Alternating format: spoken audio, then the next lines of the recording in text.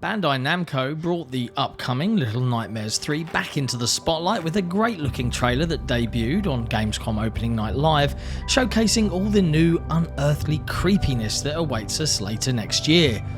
It's no secret regarding my personal love for the franchise. Little Nightmares 2 was my personal game of the year back in 2021, despite my general aversion to horror games. There's just something about the world of Nowhere that I love, all of its drooping flesh and twisted horror. It tickles me in just the right way. When Bandai Namco and Supermassive Games offered me the chance to go hands-on with the third game in the franchise, I naturally jumped at the chance.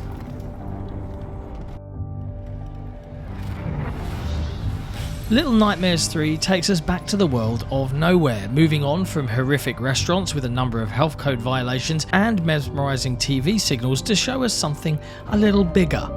While the trailer focused on a desert-like area called the Necropolis, the hands-on demo I got to try at Gamescom was in a twisted candy factory with a spider-like multi-limbed matriarch running the show. While the previous games were a solo affair with an AI-driven partner some of the time, Little Nightmares 3 offers the chance to tackle the fear ahead in a full cooperative play. Again, you play as vulnerable children. These two are named Lo and Alone, but they're not as defenceless as they were in previous titles. Lo is armed with a small bow and arrow, which can be used to trigger distance switches and solve other puzzles. Alone is armed with a large wrench, used to bash open or smash apart other obstacles. From my hands-on time thus far, neither of these appear to be used in any offensive capacity, but the duo do appear to have them on hand at all times.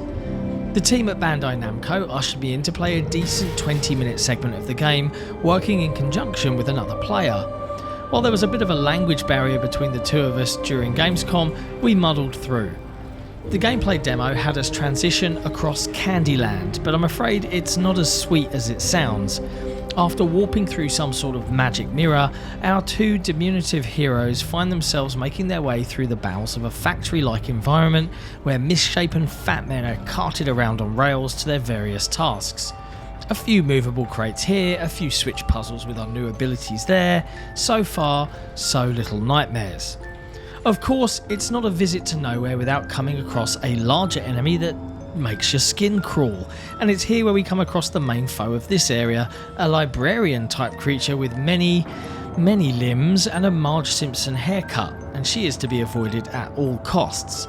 Sneaking past her required patience, moving from shadow to shadow to stay out of her line of sight, but it doesn't stay that way for long.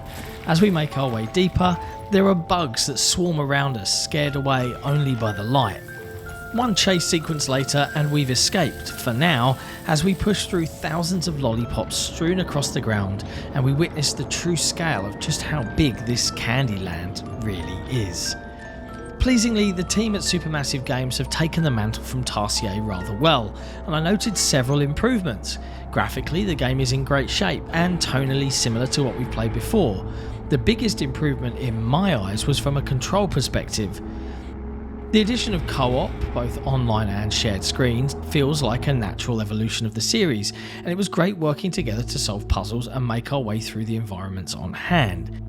It feels far more accurate when controlling the characters of Lo and Alone in a 2.5D space, which was always a bit wonky in both of Tarsier's previous efforts. Additionally, despite having to continue another developer's franchise, the team at Supermassive have definitely put their own stamp on things with Little Nightmares 3. The world that Tarsier have built lives on, but it's not too dissimilar to the previous games. Little Nightmares fans should feel right at home back in Nowhere, where everything is warped and strange and just plain wrong.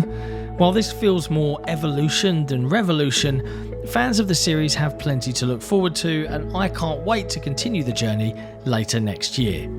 Little Nightmares 3 will release on Xbox Series X and S, Xbox One, PlayStation 5 and PlayStation 4, Nintendo Switch and PC in 2025.